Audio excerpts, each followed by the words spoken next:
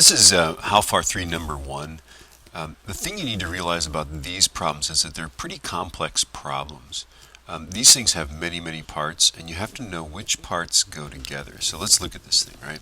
The rocket goes up in the air for 7.48 seconds total. So here's the ground. It goes up and it goes down, and that whole thing is 7.48 seconds.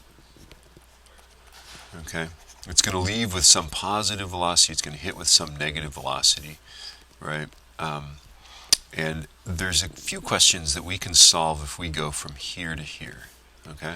If we go from the ground to the top, we can solve this guy. What time does it spend going up?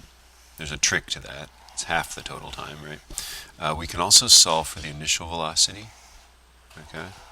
So we can solve this guy.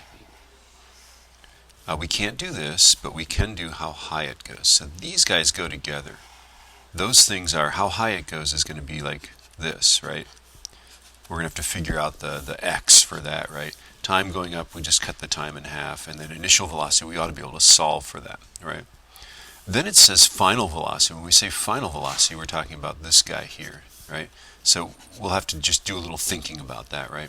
And then it says, what's the rocket's velocity at an elevation of 50 meters? Now this assumes that it goes higher than that. Apparently it goes 68.5 meters. So at 50 meters, that's another question. So we're going to solve that separately, okay? So the first thing I want to do is I want to solve this thing, and that's what I'll do in the next video. But basically you just have to understand when you have to start over again.